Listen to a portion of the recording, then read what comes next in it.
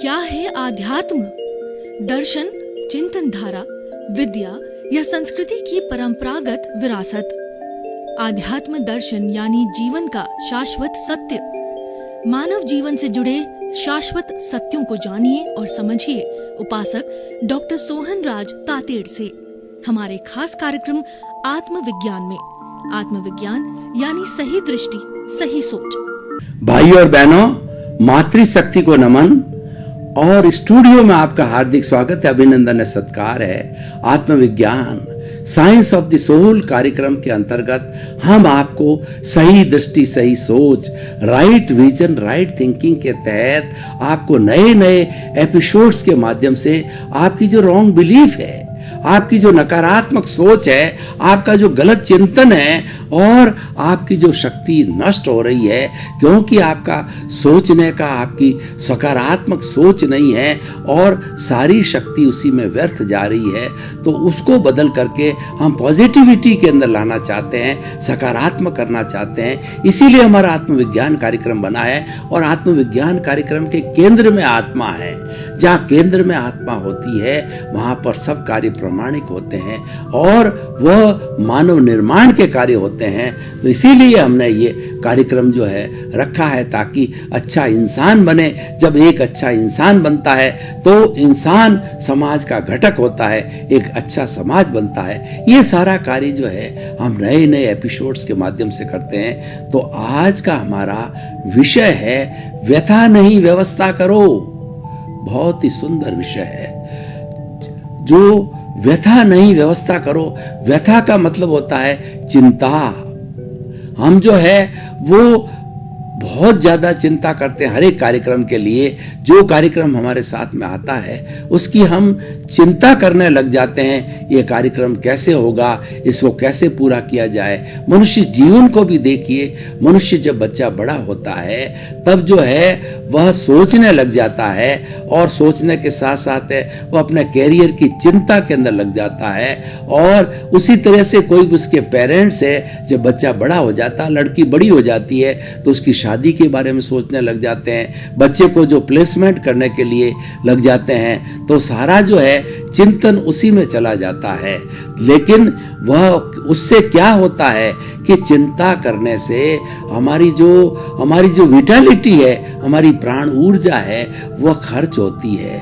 उसको हमें खर्च नहीं करना है। तो दूसरा जो शब्द है व्यवस्था करो, यानी केवल व्यथा चिंता करने से कुछ नहीं होगा। आप तो व्यवस्था करो कि किस तरीके से बच्चा बड़ा हो रहा है। मान लीजिए कि आपकी बेटी है और उसकी शादी करनी है, तो जब पैदा हो जावे तभी उसके नाम का अकाउंट खोल दो और धीरे धीरे सेविंग करते रहो। जितने बच्चे हैं आजकल बहुत से बड़े प्लान आते हैं, उन बच्चों के हर एक का नाम अकाउंट खोल दिया जाता है और अपनी सैलरी में से या अपने इनकम में से प्रति जो है वो महीने की 1 या 2, 5 तारीख तक जो है वो पैसा उसके अंदर ऑटोमेटिकली जो है आपके अकाउंट से डेबिट होता रहेगा। और सरकार भी इसको अच्छा मान्य करती है क्योंकि सरकार सोचती है ये तो नीड है, ये तो जायज है, बच्चा बड़ा होगा तो पहले व्यवस्था करनी पड़ेगी। तो वो हम जो खाली चिंता करने में अपने शक्ति को वेस्ट कर रहे थे, वो हमारी प्राण ऊर्जा जो है वो पॉजिटिव कार्य करने के अंदर लग जाती है और हम व्यवस्था करने लग जाते हैं। ऐसे में ये सारा विषय है बहुत से उदाहरणों से क्लियर होगा। मान लीजिए कि हमें बड़ी कॉन्फ्रेंस करनी है, तो हम क्या है कॉन्फ्रेंस के लिए चिंता के अंदर व्याकुल होने लग जाते हैं, कैसे होगा और किस तरीके से किया जाएगा। और ये चिंता है वो चिता से भी बुरी है, व्यक्ति भीतर ही भीतर खाने लग जाती है। तो हमें उस व्यथा को रोकने के लिए हमें प्लानिंग स्टार्ट कर देनी चाहिए। सबसे पहले चॉकआउट कर लेना चाहिए हमारे को पेपर के ऊपर के कॉन्फ्रेंस है, किस तारीख को है, कितने लोग आएंगे, उनके रहने की क्या व्यवस्था है, क्या विषय होगा और इसको बड़े बड़े रिसोर्स पर्सन्स कौन से होंगे, और ये सारा काम डिस्ट्रीब्यूट कर देना चाहिए क्योंकि ये बड़ा कार्य होता है। ये डिसेंट्रलाइज कर देना चाहिए। डिसेंट्रलाइजेशन इवैल्यूएशन करने से अगला जिसको ड्यूटी दी गई है वो अपनी जिम्मेवारी समझेगा और वह भी कार्य करेगा। उससे फीडबैक लो, उसकी बॉटलनेक्स करो और बॉटलनेक्स दो और वो पता लगाओ और फिर प्लानिंग करते रहो। हमें एक प्लानिंग चार्ट बनाना चाहिए। व्यक्ति को अपने जीवन के अंदर अच्छा प्लानर होना चाहिए। जो अच्छा प्लानर होता है वो कभी व्यथा नहीं करता है, वो तो अपनी प्लानिंग के अंदर हर वक्त लगा रहता है और वास्तव में जो सॉल्यूशन है वो प्लानिंग से निकलता है। तो इस तरीके से हम उस कॉन्फ्रेंस को डिसेंट्रलाइज करके और फीडबैक लेकर के बहुत अच्छी तरीके से जो है उसको कामयाब कर सकते हैं। अब देखिए कि एक व्यक्ति बिजनेस करता है तो बिजनेस करने में क्या है कि उसको सबसे पहले मान लो उसने ट्रेडिंग का कार्य किया तो ट्रेडिंग में क्या होता है, एक परचेज होती है, एक सेल होती है और उसके साथ साथ के अंदर उसका जो है रेवेन्यू कलेक्शन यानी भुगतान प्राप्त किया जाता है। तीन मुख्य चीजें हैं।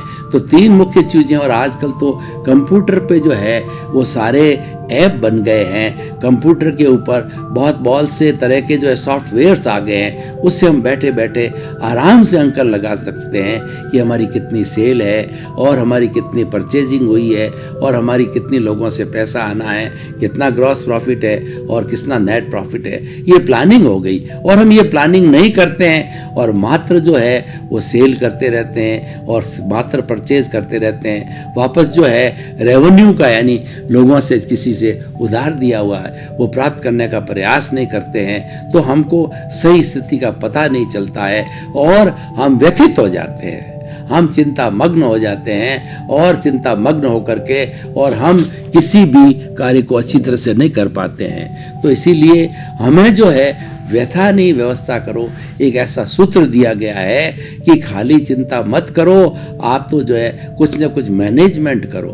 जो मैनेजमेंट है वो पुरुषार्थ कहलाता है और उसके अंदर व्यक्ति लग जाता है तो उसको फालतू का चिंतन इधर उधर नहीं आता है, क्योंकि empty mind is a house of the devil. जब व्यक्ति का दिमाग खाली होता है तो वह उसमें कई नकारात्मक सोच आती है।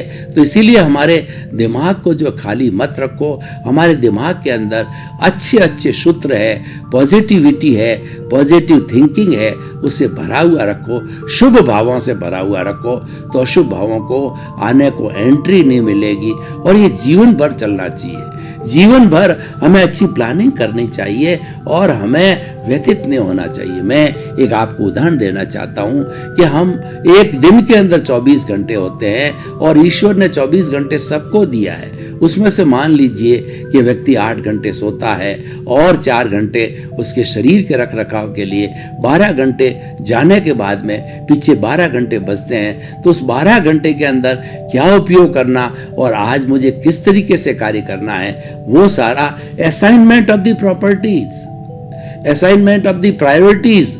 आप डायरी रखिए, उस डायरी के अंदर आप प्रायोरिटी वाइज लिख दीजिए, ये मोस्ट इंपॉर्टेंट काम है, दूसरा मोस्ट ये, तीसरा मोस्ट ये। इस तरीके से प्रतिदिन जो मोस्ट इंपॉर्टेंट कार्य किए जाने वाले होते हैं उसको आप लिखेंगे तो लिखने से जो है उसके अनुरूप जो है आपको टाइम मैनेजमेंट करना है। व्यथा नहीं, व्यवस्था करो। ये टाइम मैनेजमेंट से जुड़ा हुआ है, क्योंकि ईश्वर ने 24 में से 25 घंटे किसी को नहीं दिए और वर्किंग जो है आदमी 12 घंटे से थकान भी आ जाती है, 12 घंटे से ज्यादा कर भी नहीं सकता है। इसीलिए अपनी प्रायोरिटी को असाइन करो और व्यक्ति को अपनी क्षमता से अधिक जो है कार्य भी नहीं करना चाहिए, उसमें वो फेल हो जाता है। और वर्क को डिस्ट्रीब्यूट करके रखो, डिसेंट्रलाइज करके रखो और उसका फीडबैक लेते रहो, उसकी प्रोग्रेस लेते रहो, उसका ब्लूप्रिंट निकालते रहो, उसका रोड मैप निकालते रहो, तो लोग आपको टाइम टू टाइम जो है ऑटोमेटिकली बताते रहेंगे। और आजकल तो सब कंप्यूटर का जमाना है, अगर हम एक सॉफ्टवेयर बना देते हैं अपने काम का तो कोई चिंता हमारे को नहीं रहती है। हमें मात्र उसको देखना है, विजुअलाइज करना है और वही पुरुषार्थ है कि हमारा ये संस्थान किधर जा रहा है। तो ये व्यथा नहीं, व्यवस्था करो। मनुष्य पे लागू होता है, संस्था पे लागू होता है, देश पे लागू होता है और विश्व पे भी लागू होता है। विश्व की आप देखिए कि यूनाइटेड जो है नेशन ऑर्गेनाइजेशन में जो विश्व के 210 कंट्री है उसमें से प्राय सभी सदस्य है, वो भी अपनी प्लानिंग करे कि विश्व में शांति रहे, अमन रहे।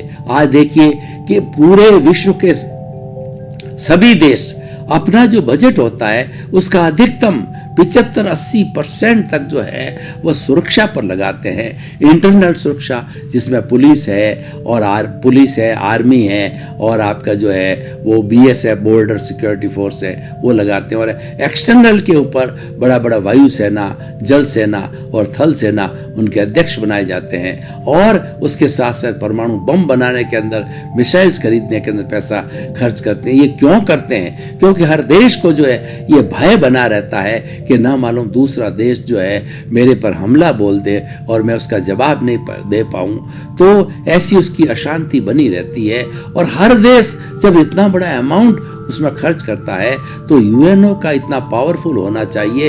यूएनओ के अंदर जो भी अध्यक्ष जो है, मंत्री या जो कोई भी होते हैं वो इतने पावरफुल होने चाहिए कि उनको निःशस्त्रीकरण लागू करना चाहिए और उन्हें ये घोषणा करनी चाहिए कि जो जखीरा आप लोगों ने इकट्ठा किया है वो निःशस्त्रीकरण के माध्यम से उस जखीरे को आगे इकट्ठा मत करो। क्यों? ये जखीरा कभी फूट गया तो 7 अरब की जनसंख्या को 7 मिनट के अंदर लील जाएगा। तो क्या उपयोग उस जखीरे को करने का?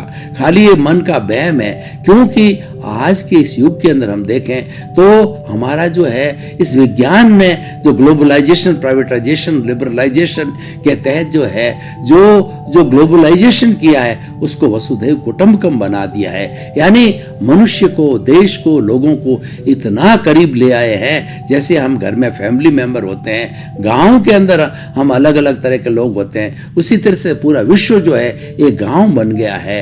तो हर एक व्यक्ति सम्मान चाहता है, हर एक व्यक्ति जीना चाहता है, हर एक व्यक्ति, कोई भी व्यक्ति दुख नहीं चाहता है। जिस भी प्राणी ने, छोटे से छोटे एकेंद्रिय के प्राणी ने, वायरस ने भी जन्म लिया है तो मरना नहीं चाहता है और दुख भी नहीं चाहता है, वो सुख चाहता है। तो हम किसी को दुख क्यों दें? इसीलिए हमारी ये सब धार्मिक परंपराएं बनी हैं कि प्राणी मात्र को अपने अपने अपने समान समझो, अपने आत्मतुलावत समझो। जैसा मैं हूं अगला प्राणी है, तो इसीलिए मैं वह व्यवहार न करूं जो कि मुझे बुरा लगता हो, तो दूसरे के साथ में व्यवहार न करूं। वो मानव धर्म है। मानव धर्म क्या कहता है? One world, one sky, one sun, one moon and one earth, one god and one religion. What is that religion? मानव धर्म, ह्यूमैनिटी। जहां पर ह्यूमैनिटी होगी सभी एक दूसरे का जो है हम सम्मान करेंगे और हर एग्जिस्टेंस को स्वीकार करेंगे। जो व्यक्ति दूसरे के एग्जिस्टेंस को स्वीकार नहीं करता है, चाहे पेड़ हो, पौधे हो, वनस्पति हो, पशु हो, पक्षी हो, अगर उसके एग्जिस्टेंस को, उसके अस्तित्व को स्वीकार नहीं कर रहा है, इसका मतलब क्या है? भगवान महावीर ने कहा है कि वह व्यक्ति अपने अस्तित्व को स्वीकार नहीं करता है। क्योंकि जो दूसरे के अस्तित्व को स्वीकार नहीं करता है तो वह भी खतरे में पड़ जाता है। तो हम हर एक के अस्तित्व को स्वीकार करें, यानी हम शांतिपूर्ण से अस्तित्व के साथ में अपना जीवन व्यापन करें और हम अपने लेवल से, अपने तरीके से अपनी प्रगति करते रहें। लेकिन प्रगति किसी व्यक्ति को खराब करके नहीं, किसी समाज को खराब करके नहीं, गिरा कर नहीं, किसी देश पर हमला करके उसको गिरा के नहीं, अपनी योग्यता के माध्यम से हम आगे बढ़ते रहें। हम अपना जो है मार्केट बनावें और अपनी संस्कृति को डेवलप करें ताकि कि लोग आपकी तरह आकर्षित हो। और हमें सबसे इन सब बातों व्यथा नहीं, व्यवस्था करो। इसको करने के लिए एक सबसे बड़ा सूत्र जो है हमें व्यक्ति स्तर के ऊपर भी लाना पड़ेगा कि ईगो है, ये ईगो है, ये व्यक्ति को खराब करता है, परिवार को खराब करता है, समाज को खराब करता है, देश को खराब करता है और विश्व को खराब करता है। आप प्रथम और दूसरे विश्व युद्ध को देखिए कि युद्ध ये कहाँ होता है? जो पावरफुल व्यक्ति होता है, जिसके पास पावर होती है, उसके दिमाग के अंदर सबसे पहला युद्ध खड़ा होता है, हिंसा खड़ी होती है और वो एग्जीक्यूट हो जाती है क्योंकि वो पावरफुल व्यक्ति है। तो ऐसे पावरफुल व्यक्ति, ऐसे पावरफुल देश, वहां की बड़ी बड़ी जो प्रेसिडेंट, प्राइम मिनिस्टर है, वो लोग चिंतन करें कि नहीं, हमने तो मानवता को बचाना है, प्राणी मात्र को बचाना है। तो इस विश्व के अंदर कभी भी अशांति नहीं हो सकती, कभी भी हिंसा नहीं हो सकती। उन्हें अपने माइंड सेट को ठीक करना है क्योंकि वो स्वयं भी चाहते हैं कि हम जिएं। तो हम दूसरे के जीवन का हनन करने का को हमारे को क्या अधिकार है। ये ईगो, जब ये ईगो जितना शांत होगा, इसको शांत करने के लिए हमने व्यक्ति स्तर के ऊपर कुछ प्रयोग करने पड़ेंगे। ईगो शांत कब होता है? जब व्यक्ति जो है वो कुछ प्रयोग हम आपको बताते हैं, उसके अनुसार जो है ये शांत किया जा सकता है। तो ईगो को शांत करने के लिए जो हमें समभाव की स्थिति में आना चाहिए कि हमारा जो है भीतर जो है हिंसा के भाव अंकुरित न हो। और इसको शांत करने के लिए व्यक्ति स्तर पर जो हमारा श्वास है वो बहुत बड़ा हेल्पफुल हो सकता है।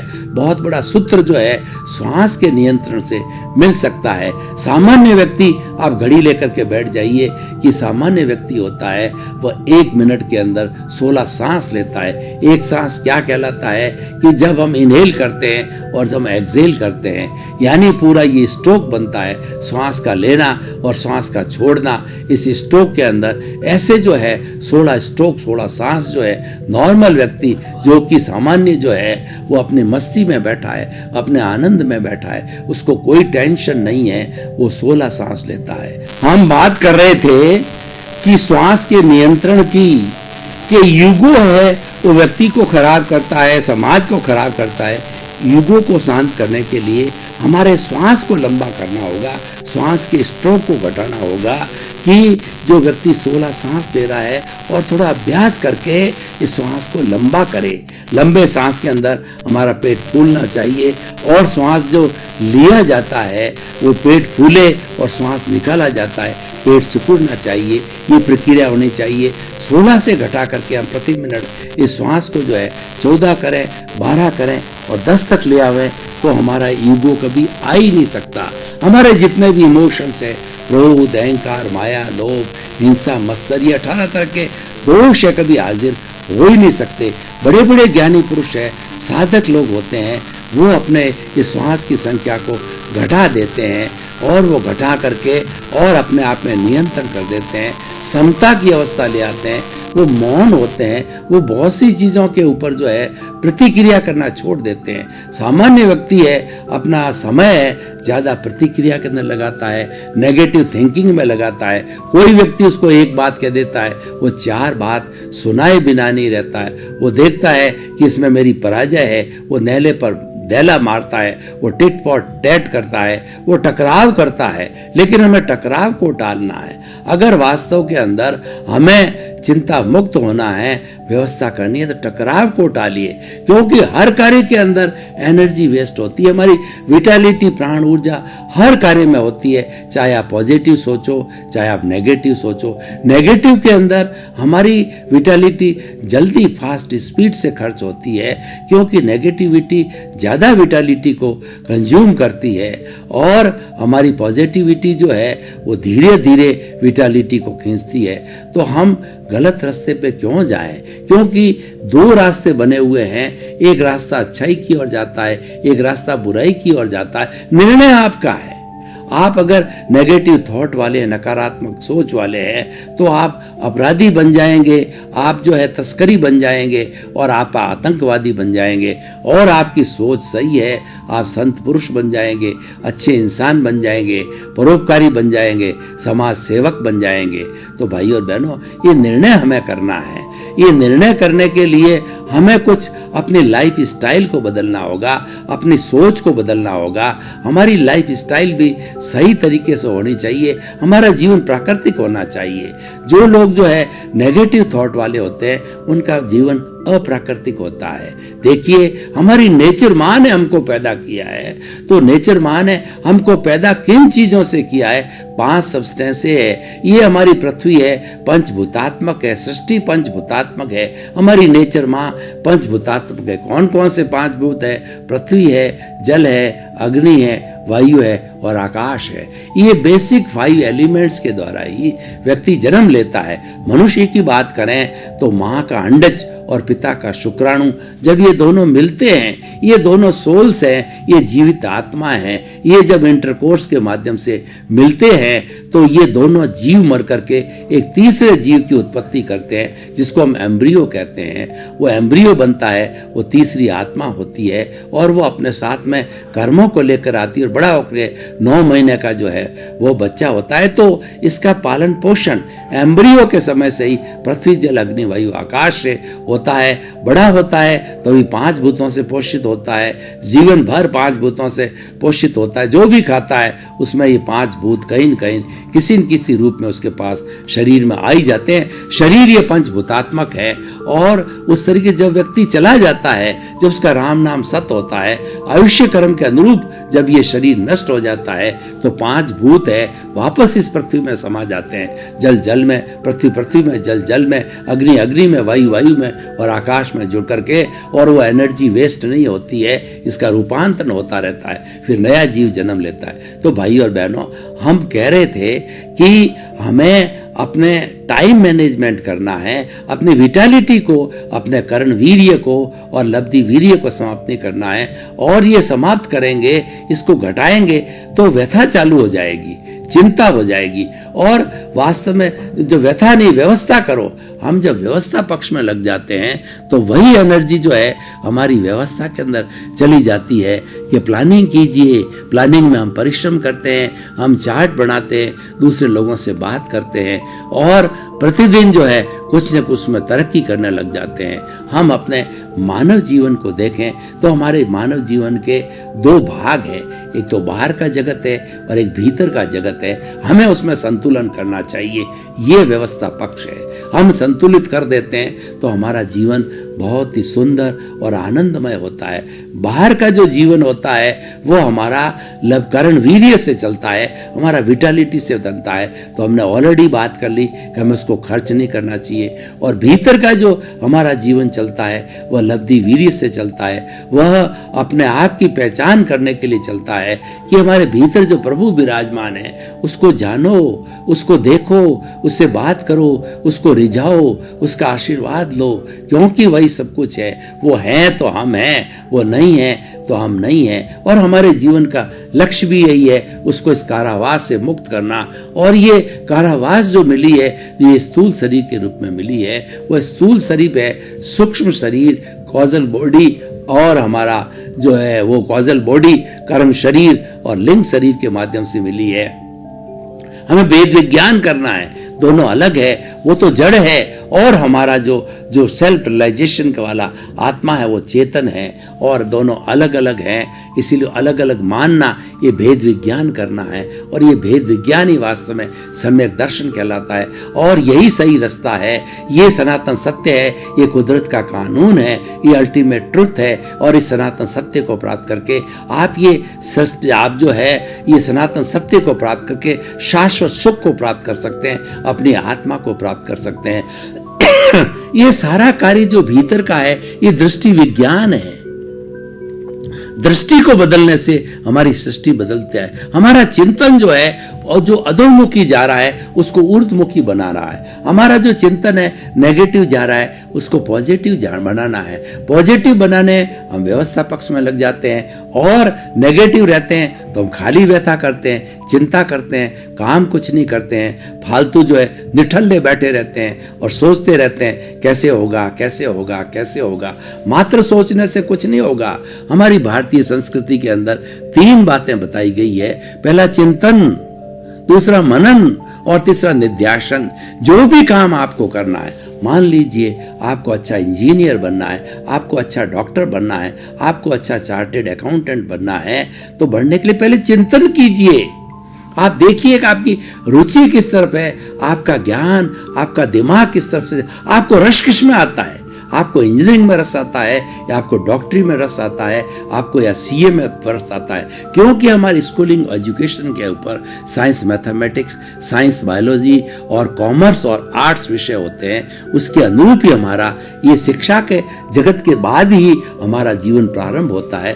तो आप अपने जीवन के जो है धारा को पहले निश्चित करो और उसको निश्चित करके जीवन भर उसको बदलना नहीं है, उसकी आप व्यवस्था पक्ष में चले जाइए। आप जो है इंजीनियरिंग के लिए पढ़ाई कीजिए, कंपटीशन में आइए, नीट की पढ़ाई आप जो है वो JEE की तैयारी करिए, और करते करते और आप उस कोर्स को प्राप्त करके अच्छे इंजीनियरिंग कॉलेज में एडमिशन लेकर के 4-5 साल पढ़ करके आप अच्छे इंजीनियर बन सकते हैं। और माइंड को जो है फिर फर्टाइल हो जाता है, तो उसको इंजीनियरिंग में डेवलप करिए। आप कंस्ट्रक्शन वर्क है, या आपका जो है आर्किटेक्ट का वर्क है, या बड़े बड़े पुल बनाने का, सड़कें बनाने का है, उसके अंदर दिमाग को लगाइए और अपने दिमाग को विकसित कीजिए। भाई और बहनों, आपका बहुत बहुत धन्यवाद। आप हमारा आत्मविज्ञान कार्यक्रम देखते हो। आत्मविज्ञान कार्यक्रम व्यवहार जगत की बात करता है, निश्चय जगत की बात करता है, क्योंकि व्यवहार शुद्धि बिना निश्चय शुद्धि नहीं है। हमारा लक्ष्य तो निश्चय शुद्धि का है, पर पहले व्यवहार शुद्धि करोगे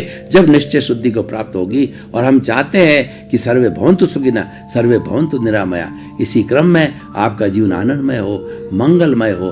आपके प्रति बहुत बहुत शुभकामनाएं। आत्मविज्ञान में आत्मविज्ञान यानी सही दृष्टि, सही सोच।